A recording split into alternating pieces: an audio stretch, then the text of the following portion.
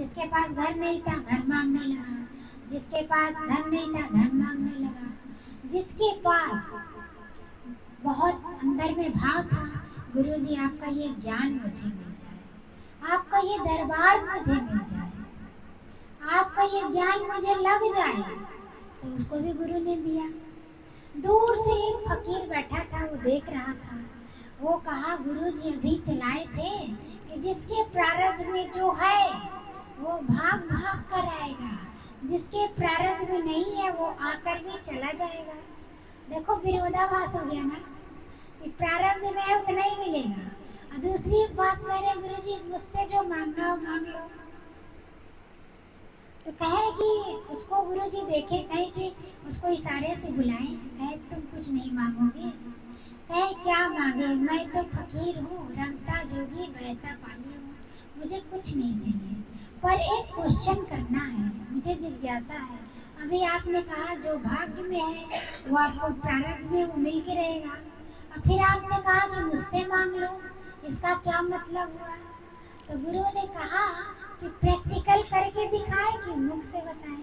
कहे गुरुजी आप प्रैक्टिकल करके दिखाते तो ज़्यादा समझ में आता। अब अपने शिष्यों से गुरु ने कहा कि जाओ एक कोरा कागज ले आओ, और जो स्याही होता पैड उसको ले आओ, और मोहर लेकर आओ। अब जब लेकर आए तो उस मोहर को गुरु ने सादा पेपर पे जब छापा, वो मोहर सीधी, ऐसे जो उसमें था लिखा हुआ वो उल्टा लिखा था, लेकिन जब वो स्याही लगाकर छापे तो अक्षर सीधे हो गए। कहे इसी प्रकार जो सत्संग में आता है उसके भाग्य में जो लिखा रहता है तिरछा मिर्चा रहता है, वो मिलता नहीं है, लेकिन जब गुरु के शरण में बैठता है तो वो उसका वो भाग्य सीधा हो जाता है और उसको प्राप्त होने लगता है। कहे समझ में आया, कहे गुरुजी नहीं समझ में आया, अभी पर भी नहीं समझ में आया। तो गुरु ने देखो, गुरु को तो अनायास करना होती है। कहे संत ना होते जगत में तो जल मरता संसार, संत बड़े परमार्थी जाको शीतल अंग, तपत बुझाए औरों को दे दे अपना रंग। संतों ने कहा देखिए जब इस ब्रह्मांड में चार वेदों का जब लिखा गया था, चार वेद क्या थे?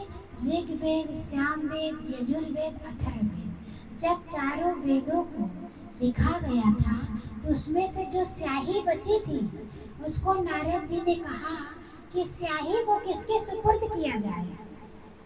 अब वो शंकर भगवान के पास गए, पहले ब्रह्मा जी के पास गए, ब्रह्मा जी कहे शंकर भगवान के पास जाओ, फिर वो शंकर भगवान के पास गए कि ये पवित्र स्याही है, चार वेदों की रचना हुई है, तो ये स्याही पवित्र है, इसको इधर उधर नहीं रख सकते। तो शंकर भगवान से पूछा गया कि प्रभु ये पवित्र स्याही किसके सुपुर्द किया जाए। शंकर भगवान ने कितना अच्छा जवाब दिया, कहे विष्णु भगवान के पास जाओ। अब वो विष्णु लोग आए, नारद सहित कुछ देवी देवता आए, तो वो कहे भगवान ये बताइए ये बहुत पवित्र स्याही है, इसको किसके सुपुर्द किया जाए जहाँ इसका सदुपयोग हो सके। कहे इसको जाओ सच्चे ब्रह्म ज्ञानी संत के सुपुर्द कर दो, क्योंकि संत के सानिध्य में संत के सत्संग में जो आएंगे व्यक्ति मनुष्य, उनको उनके भाव को देखकर इसी स्याही से उसके भाग्य की ये रचना करेंगे। अब जो बहुत भाव वाला है, गुरुजी उसको बैठकर संकल्प करते, हे प्रभु वो स्याही क्या है? यही ब्रह्म ज्ञान, हे प्रभु इसका जीवन बन जाए, इसके भाग्य में जो नहीं उसको भी दे दो। देते हैं, जो सच्चे संत होते हैं ना उसकी आज्ञा पर सारी प्रकृति चलती है, भगवान को भी ताकत नहीं उनके वचनों को ठुकरा सके। आज जो सत्संग में आते हैं भाव वाले आते हैं बहुत, तो गुरु उसको भाव से उठाते हैं। अब कोई आते हैं सोचते मेरा जीवन बन जाए, गुरु उसका जीवन बना देते, उसके भाग्य की लकीरों को बदल देते हैं। कोई सोचता है मैं गुरु जैसा बन जाऊँ, गुरु उसको गुरु जैसा बनाते हैं। जो जैसा भाव लेकर आता है वो वैसा ही फल पाता है। कहे जागी रही भावना जैसी, प्रभु मूरत देखे तैसी। जो जैसा भाव लेकर आता है, गुरुजी मेरा घर संवर जाए, उसका घर संवर जाता है। गुरुजी मेरे बच्चे नहीं हैं, बच्चा हो जाता है। गुरुजी मेरे पास धन की कमी है, धन हो जाता है। गुरुजी मेरा पड़ोसी मुझसे बहुत लड़ता है, वो सुधर जाए, वो भी सुधर जाता है। गुरुजी मेरा बेटा सही रास्ते नहीं चल रहा है, वो भी सुधर जाता है। बस सच्चे दिल से पुकारो, सच्चे दिल से अरदास करोगे, ऐसा हो नहीं सकता कि आपका पूरा ना हो। बस सच्चे दिल पर साहेब राजी, कहे जो दास बनकर करे अरदास, सदगुरु रहते सदा उसके पास। जो हाथ जोड़कर करे विनती, फिर सदगुरु ना करे सौगातों की गिनती। जो गरीब बनकर करे गुजारिश, फिर सदगुरु करते मेहरों की बारिश। वो मेहरों की बारिश लुटाते हैं, पर आपका झोली तो खाली होना चाहिए।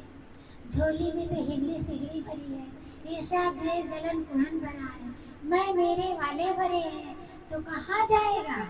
पहले से भरा भी गिलास में एक गिलास पानी भरा है, उसमें और पानी भरना चाहोगे, क्या भर पाओगे। गिर जाएगा, छलक जाएगा। जब खाली पात्र लाओगे तब तो गुरु ज्ञान का अमृत डालेगा। ये ज्ञान क्या है, शेरनी की दूध की तरह है। शेरनी का दूध साधारण पात्र में रखोगे, वो उड़ जाएगा या फट जाएगा। जब सोने के पात्र में रखोगे तो उसमें वो ठहर जाएगा। सोने जैसा खाली हृदय तो लाओ, गुरु ज्ञान जैसा शेरनी का दूध अमृत देने के लिए तैयार है, लेकिन हमारी पात्रता में ही कमी है। क्या हम खाली हृदय लाते हैं, खाली झोली लाते हैं। भरी हुई है मैं मेरे वालों से, कहे बंद किस्मत की ताली नहीं होती, झुकी उम्मीदों की डाली नहीं होती। जो झुक जाए मेरे सतगुरु के चरणों में, उसकी झोली कभी खाली नहीं होती, भर भर के लुटाते हैं। कहे जिनके मन में गुरु के प्रति सम्मान होता है, उनके कदमों में एक दिन सारा जहान होता है। उनके डांट में भी एक अद्भुत ज्ञान होता है, उनका गुस्सा भी मोहन थाल होता है, उनके मार में भी सवार होता है। वो जन्म देते हैं कई ऐसे महान शख्सियतों को और खुद गुमनाम होता है। वो गुरु सबसे महान होता है। जो महान गुरु होता है ना, वो पीछे हटकर अपने भक्तों को आगे करता है, जैसे हमारे गुरुजन हैं। सोचिए कि ये